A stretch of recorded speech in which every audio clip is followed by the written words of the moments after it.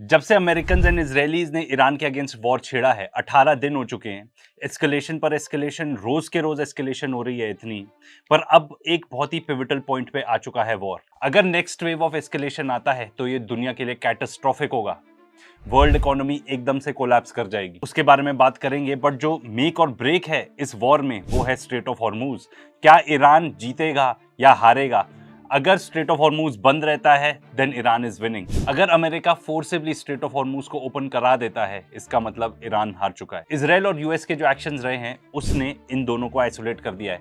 America को आज के डेट में खास तौर पर, इजराइल तो पहले ही पराया स्टेट था एंड इजराइल की क्या बोले, दे तो डोंट केयर कि दुनिया को क्या हो, ठीक है, वो अपने बारे में ही चिंता करते हैं। पर अगर अमेरिका के और ट्रम्प के सबसे बड़े हेडेक के बारे में बात करें तो वो है स्ट्रेट ऑफ हॉर्मूज। अब डोनाल्ड ट्रम्प की हालत ये है कि वो लिटरली भीख मांग रहा है, ऑर्डर दे रहा है। अपना उसका अंदाज है ये भीख मांगने का कि तुमको ये करना पड़ेगा, तुमको वो करना पड़ेगा। अपने एलाइज को बोल रहा है कि भाई तुम भी आओ, स्ट्रेट ऑफ हॉर्मूज को खुलवाओ। तो उसमें आपको बताना चाहूंगा कि रिएक्शंस क्या रहे हैं इनके एलाइज के। जर्मनी एंड यूके ने तो आउटराइट रिजेक्ट कर दिया। उन्होंने बोला कि भाई ये नेटो का वॉर नहीं है। ट्रंप ने अपने ट्रूथ सोशल पे पोस्ट करके बोला था कि China, France, Japan, South Korea, UK, इन सबको अपनी शिप्स भेजनी चाहिए, ठीक है, ताकि स्ट्रेट ऑफ हॉर्मूज को खुलवा सके। इतना तक बोल दिया that it will be bad for the future of NATO. पर फिर भी जर्मनी ने आके बोल दिया कि भाई ये हमारा वॉर है ही नहीं, हमने चालू भी नहीं किया ये वाला war, we will not get involve. And इतना तक बोल दिया कि भाई अगर एक दो फ्रिगेट एक्स्ट्रा पहुंच जाएंगी तो क्या होगा। इसके आगे अगर चलें तो ऑस्ट्रेलिया, जापान, ग्रीस, इन सब ने मना कर दिया है, ठीक है। कुछ कुछ ऐसे देश हैं जो कह रहे हैं, देख रहे हैं, सोच रहे हैं, उस कैटेगरी में है UK, Italy, Denmark, south Korea. Italy की बात करें तो उन्होंने भी बोला है कि भाई diplomacy is the way to deal with the Hormuz crisis. And ये सही बात है, फोर्सिबली आप स्ट्रेट ऑफ हॉर्मूज को नहीं खुलवा सकते। अगर आप कोशिश करोगे तो लॉस बहुत ज्यादा होगा, बहुत ज्यादा। जो ये बात कर रहे हैं ग्राउंड ट्रूप्स वगैरह भेजेंगे, इससे कुछ भी नहीं होगा। इफ एनीथिंग, इससे यूनाइटेड स्टेट्स ऑफ अमेरिका और घुस जाएगा इस वॉर के अंदर। जब इतने सारे बॉडी बैग्स पहुंचेंगे अमेरिका तो फिर क्या होगा, और ज्यादा नुकसान झेलना पड़ेगा। तो एक डिप्लोमेटिक सॉल्यूशन ही हो सकता है इसका। एंड देखो सिंपल बात है, सबसे पावरफुल नेवी किसकी है पूरी दुनिया की? United states of America. सबसे पावर मिलिट्री किसकी है? United states of America. अब ये खुद तो चाहते नहीं कि हमारे सेलर्स मरे, ये खुद तो चाहते नहीं कि हमारा और नुकसान हो, ठीक है। खुद तो इनका जो एयरक्राफ्ट कैरियर है मार खा के वहां से साइड हो चुका है। दुनिया दो तीन चीजें जानती है बहुत क्लियरली कि straight of Hormuz by force नहीं खुल सकता। सेकंड, अमेरिका और इजराइल का है ये वॉर, हमको इन्वॉल्व नहीं होना। वो जानते हैं कि ये डेथ ट्रैप है, कोई फायदा नहीं है उसमें घुसने का। इट इज बेटर कि जाके ईरान से नेगोशिएट कर लो, अपने टैंकर्स निकलवा लो। ट्रंप की डेस्परेशन आपको इसमें दिखती है कि वो चाइना को कह रहा है, चाइना को कह रहा है कि तुम स्ट्रेट ऑफ हॉर्मूज खुलवाओ। अरे भाई, चाइना के तो टैंकर्स को अलाउड ही है। अगर इंडिया की बात करें तो 2 टैंकर्स इंडिया के भी रिलीज हुए हैं वहां से। ये 2 टैंकर्स लिक्विफाइड पेट्रोलियम गैस यानी कि गैस लेके आ रहे हैं, जो कि बहुत ही जरूरी है हमारे लिए। तो डील क्या हुई बहुत एग्जैक्टली क्लियर नहीं आया है, बट जितने भी आर्टिकल्स हमने पढ़े हैं, जितनी रिसर्च करी है, उससे ये सामने आया है कि in exchange for medical supplies, मतलब इंडिया दवाइयां भेजेगा, जो मेरे ख्याल से तो हमको वैसे ही भेजनी चाहिए थी। चलो गुड, कुछ गिव एंड टेक तो चालू है।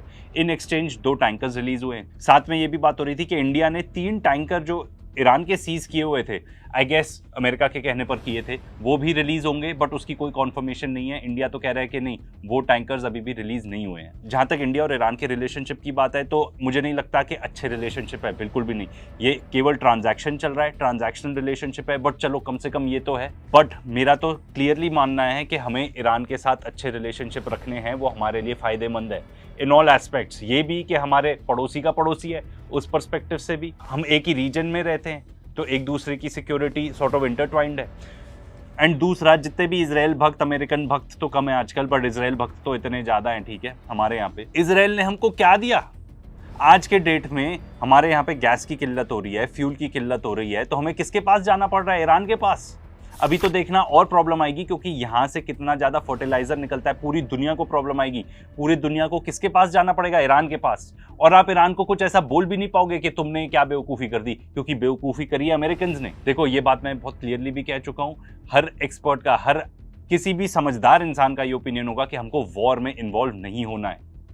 हम अफोर्ड नहीं कर सकते हैं ऐसे लंबे चौड़े वॉर में इन्वॉल्व होना। बट ईरान से रिलेशनशिप हमारे लिए ज़्यादा फायदेमंद है एज अपोज टू इजराइल। पर पूरी ये जो नेगोशिएशन चल रही है ईरान और इंडिया की, इसमें एक चीज़ बहुत क्लियर है, हमारे फॉरेन मिनिस्टर आके क्लियरली बता चुके हैं कि कोई भी ब्लैंकेट अरेंजमेंट नहीं है। मतलब ईरान से कोई ऐसा अरेंजमेंट नहीं है कि भाई हमारे तरफ जितने भी टैंकर्स आ रहे हैं आप उनको अलाउ करो तो हम आपके लिए ये करेंगे। वो बता रहे हैं कि every ship movement is an individual happening.